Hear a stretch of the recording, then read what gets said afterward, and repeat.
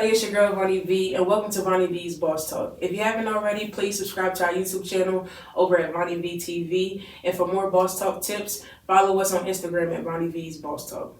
Now today we have a very special guest joining us on this episode of Voni V's Boss Talk, the Myrtle Hurdle, Mr. Cj Beasley.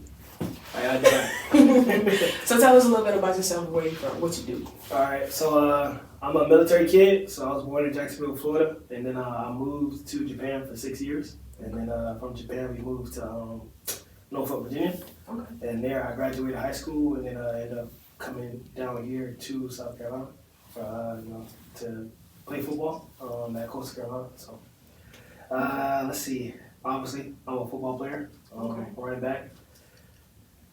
Shoot, got a car. Everybody got a car. Yeah. Favorite color red, just basic.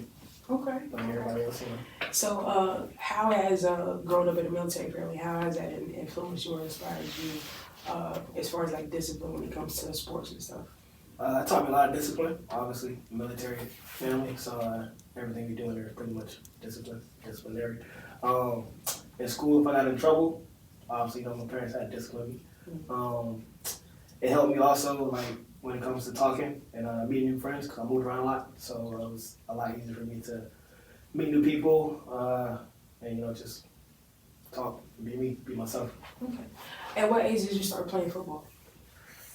Let's say 7, 6. I started playing football in Japan, so it was a lot different for me. And now, how was that? How was that playing in a different country overseas? So I was on a military base. Okay. So what we did was, like, we had Kenzer. I was on Kenzer. We had Foster, Kadena, Courtney, and there was like one more. But what we did was we have like youth football teams on different bases, and we just go to the bases and play each other. Gotcha. Kind of like a rugby league type thing. Gotcha. Okay.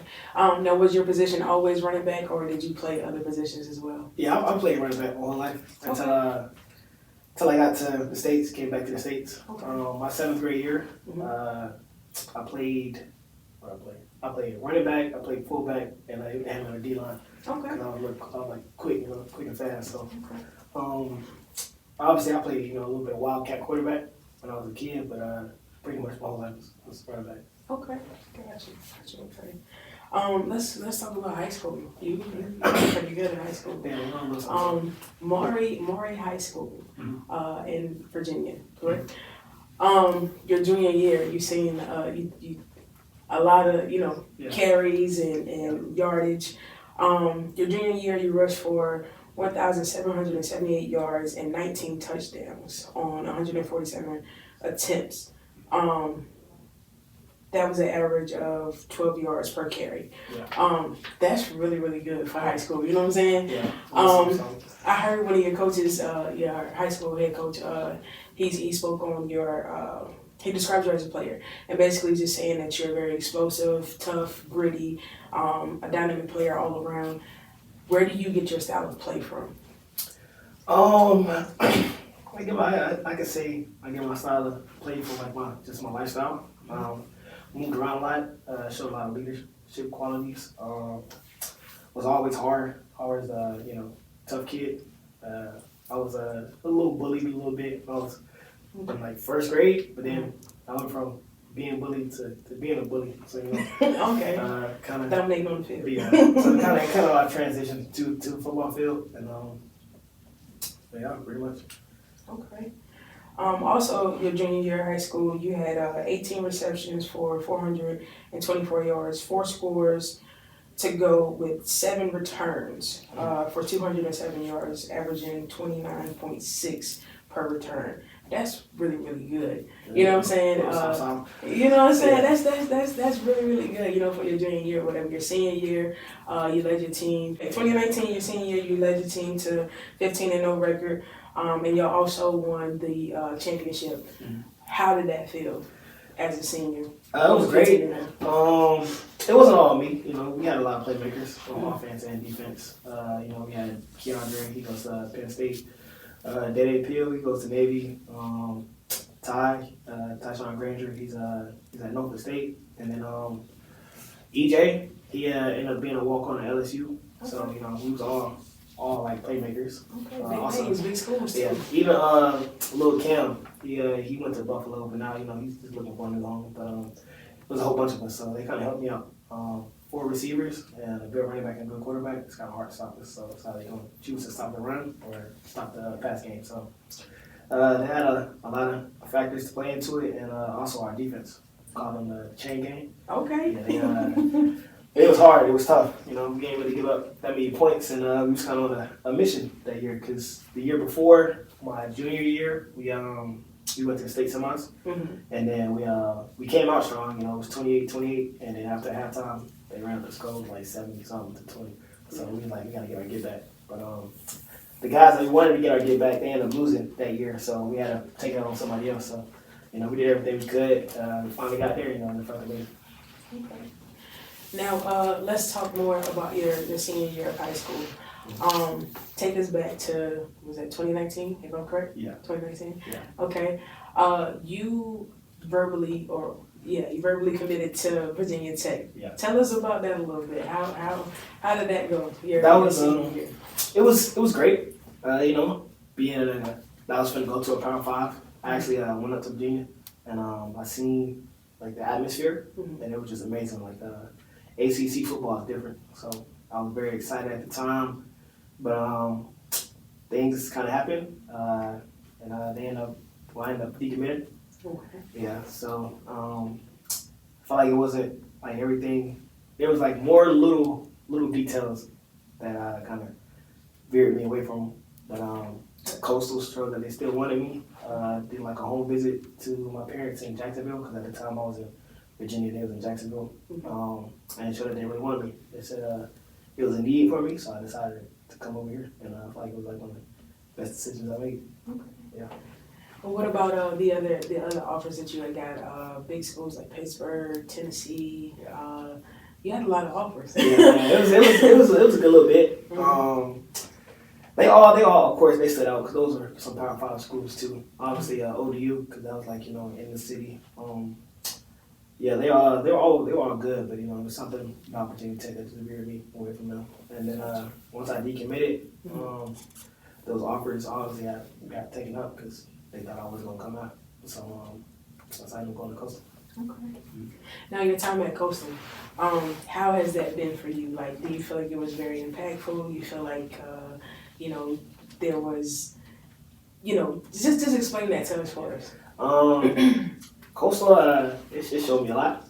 Obviously, I made a lot of friendships and connections, and had an amazing time here. Played my role. Did some big things. You can see, like, a little more of role. Oh, yeah, for sure. Had a couple game winning plays, so, it's just, I'm grateful for it. Coaching staff and new coaching staff, everybody pretty much. It was amazing. While being at Coastal, you won back in the spring of this year, right here, 2023. You won a Player of the Year award or Play of the Year award. How did that feel, winning that award or being nominated for that award? That was another amazing feeling because the year before I told myself I was going to be up on that stage somehow, some way. So for me to actually do that, I felt very accomplished. All the work paid off finally. So to actually manifest something. Felt kind of good, so hopefully, I manifest myself into the league. So we still going down to the Heisman Trophy, right? Oh yeah. Okay. Yeah. All right. So the Myrtle Hurdle, how did you get that name? Pretty much got it from Twitter. It happened like as soon as the play happened. Went back to my locker, to my phone, and everybody talking about some Myrtle Hurdle, and that's how the shirts and jackets came into play. My first NIL deal, so. I was blessed and grateful. So. Okay. Now, speaking of hurdles, in high school, you also did track as well. Yeah. You had first place in both events in the 110 meter and the 300 meter. You also qualified for regional, and you did that. You got first place in the regionals, and then you also qualified for state. How was that feeling? Being in high school. It was great. Obviously, going back to back. Anybody wants to go back to back. So I got the 300 hurdles and 110 hurdles, and then I kind of flunked in states because we had like a college day. So I was doing both, obviously, track and football. So when it came to states, the week before, I had just run like a whole bunch of 40s and L drills, basically like a little mini combine to show the college coaches what I can do and my size. So when it came to the state meet, I kind of flunked a little bit, but it was still good to win something. You know what I mean? So yeah. You still got first place, so yeah. that's better than not placing it on. You know what I'm saying?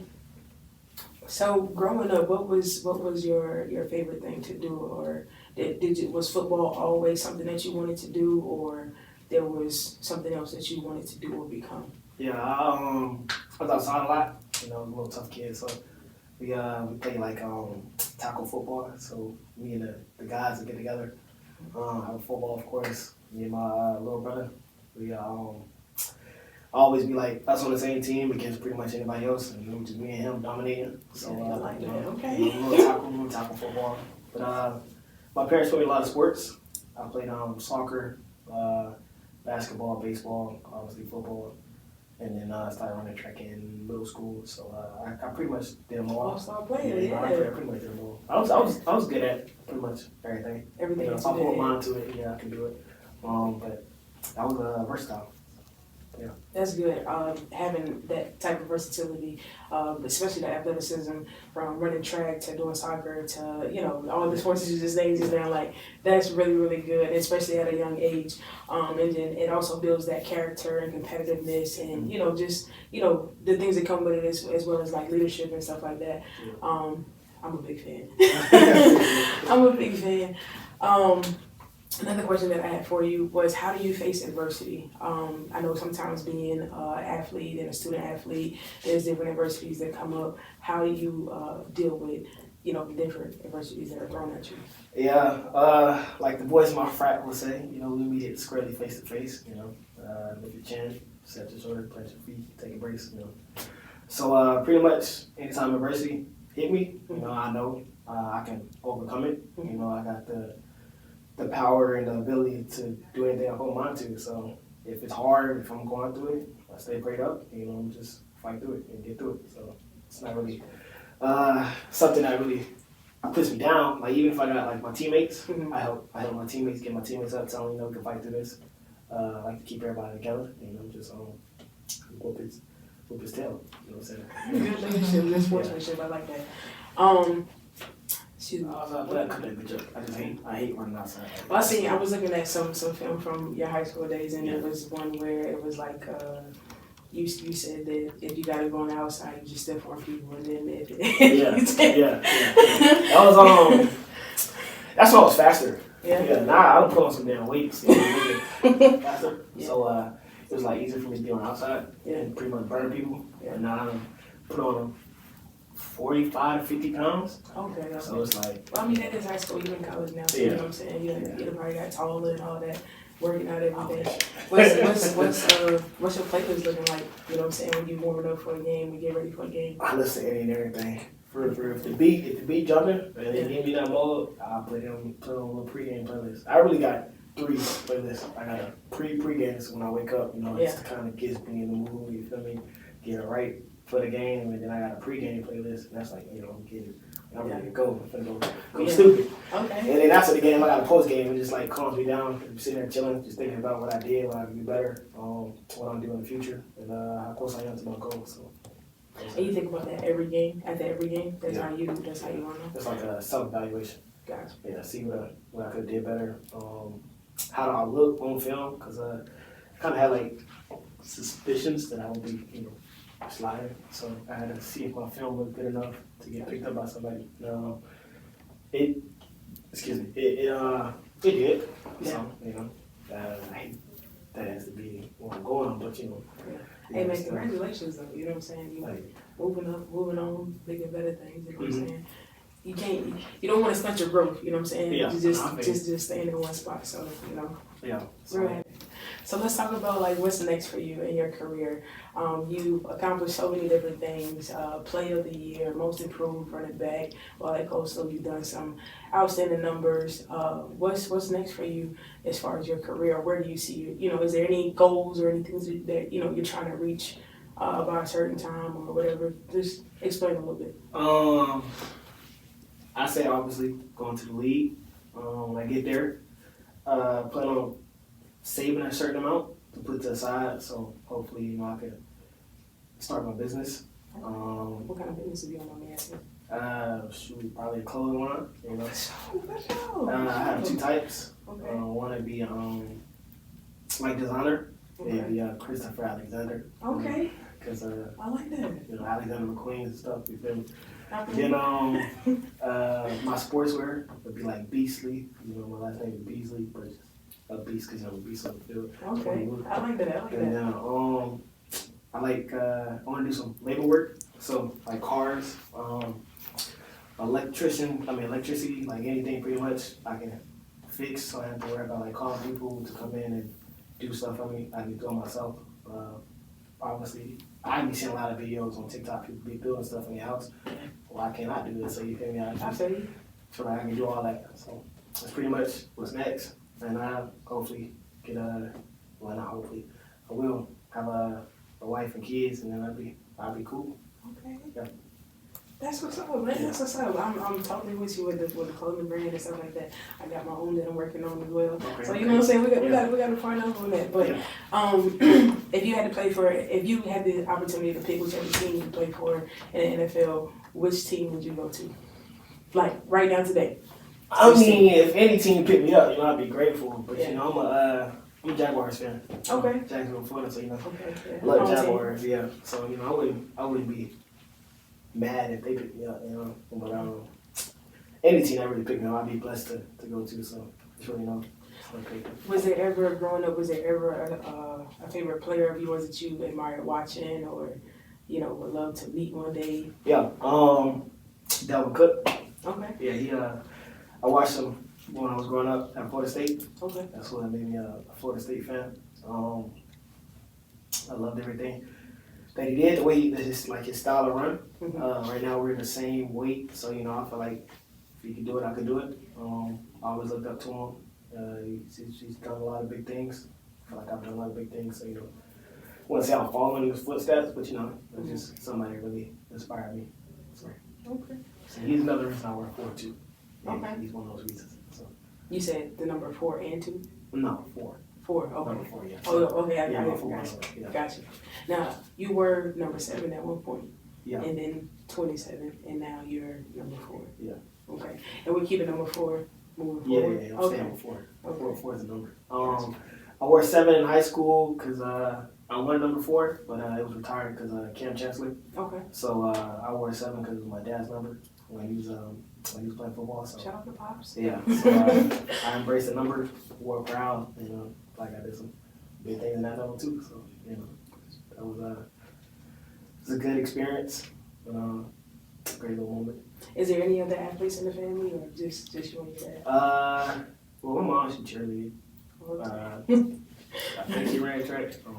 My little sister, she weightlifts. Okay. Yeah, at Oakley. So, my brother, he's a fighter. Okay. Yeah, he does some MMA. Okay. Had a couple fights under his belt. Probably like 1 loss. But the rest is straight. Knocking people out. Okay. So, yeah, when I used to fight a lot, I used to get revenge. He always wrestled or has a little, what's it called? Arguments, whatever. Yeah. You know. Yeah. Little tussle. Yeah, a little tussle there.